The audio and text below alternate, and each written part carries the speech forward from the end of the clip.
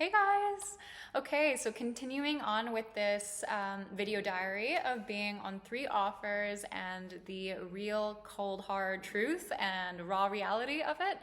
I started all these offers about the same time, so it's been very intense. The last 2 weeks have been hard, and I'm gonna tell you guys exactly what that looks like. So I have been working EST hours. So what that means is, because I'm in Bali, it's basically 12 hours ahead. And what that means is I'm working from, let's say, 7 p.m. usually at night to about 9 a.m. the next morning. And then I sleep during the day. So I'm really, honestly, usually working anywhere from 16 to 19 hours every day for at least 6 days a week. I usually also work on Sundays, but just less. That's the reality. I do not recommend this for anyone. This is very unhealthy. I'm a bit crazy. I'm a bit psycho. It's not sustainable. Like, not even, like, even for myself, it's been very, very hard to balance, and I've had to make ultimate sacrifice. Hello. What? I've had to make sacrifices. I don't have a social life other than virtually. Hi. And I don't have time for a relationship. I don't have time for hobbies. I don't even have time for the gym. And I just have about time for, basic home errands and chores and some sleep. I've been getting about, realistically, about 5 hours sleep every night, more or less. But I need to sleep in at least. I need a day where I have at least 7 or 8 hours, one day a week. But anyway, back to the offers. So it's been a lot, and I say the biggest thing that I can give you guys this week is you cannot come into an offer and just wing it. You've got to really, if you want to do well at it, and what's the point of being on 3 offers if you're not going to do well on any of them? You got to commit yourself 100%. And what that means is you got to show up to all the trainings. You have to make notes, learn in the way that you know how to learn works best for you, but role plays are essential. You're gonna have to do your own research outside of what they give you, like learn about the company, learn about the space, just do your own familiarization so you can go on those calls and feel like a pro, like you know what you're talking about, even though you're kind of new to it. And confidence comes from within. So if you feel you cannot sell something if you don't really understand it or believe in it, it's not going to really translate. It's definitely going to make you have a longer ramp-up period. And the ramp-up period is a real thing, you guys. I've been on these offers for about 3 weeks now. I'm just about getting on calls next week. So I talk about that in the last video, but ramp-up is real. You're going to learn. You don't just go on to a good offer and then just start killing it. I mean, most people don't.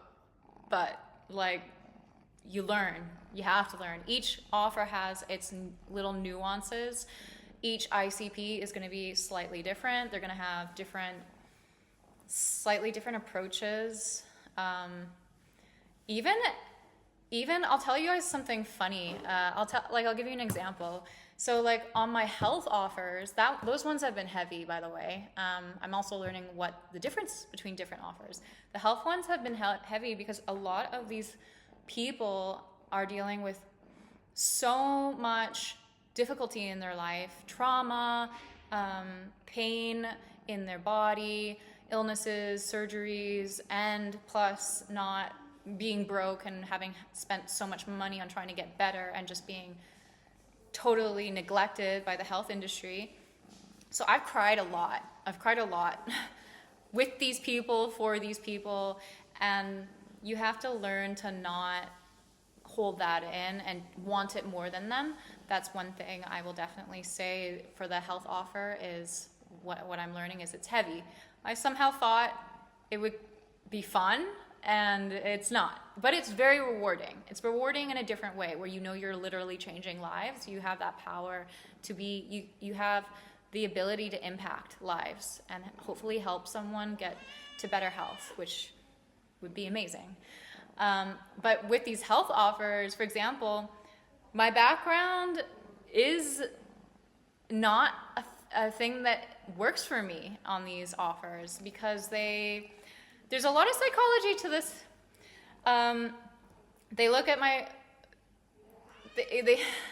it kind of can be a distraction, and it's also kind of they're already coming on the call with a lot of distrust, having been neglected with their health for so long, and just kind of, it's almost like they don't know that I'm in Bali and this is like actually really cheap, but it just sort of sends the wrong message. We do all judge on first impressions, whether we would like to admit it or not. So for example, a plain background is always best, because then you can just focus on the client, and sometimes the background can give the wrong impression, the wrong message, even if you don't mean it to, and it's not supposed to, but it's just something to be aware of. Also, what you wear, certain colors can evoke different emotions. I know this is like a bit psycho, but if you're into that, it's kind of cool. Just something to be aware of, because I didn't realize that that would be a thing. And then on the flip side, I'm on a career advancement offer. This works well for that, because then they're like, it's a much more desired state kind of offer, where they're like, it's fun. We're talking more about ROI, and it's a little bit more B2B, and usually these people are working and they have money, so they're just looking for like the next promotion and that sort of thing, and they're looking at this background, not that it's, but you know what I mean. They're like, okay, I'm talking to someone who lives in it's a nice house, and she probably knows what she's talking about to get to a better salary. And like, that's not the case at all. I'm just saying, we can look at things and then subconsciously think them. So be careful about how you're presenting yourself. Everything here is what you can control. How you dress, how you set up your background, the quality of your camera, how you communicate, your posture, what you say. All of this is in our control. So it's just, doesn't hurt to be considerate of all of it. You know, it's going to be taken to different types of prospects. So it's just something to consider. So yeah, I think that's everything on just an update for this week. I've definitely been better this week, and I'm learning. My ego is getting a hard hit on things that I'm learning so much about myself, not just through this process of being a closer, but as a human being. Like, I'm getting pulled back to my childhood trauma, my mindset blocks.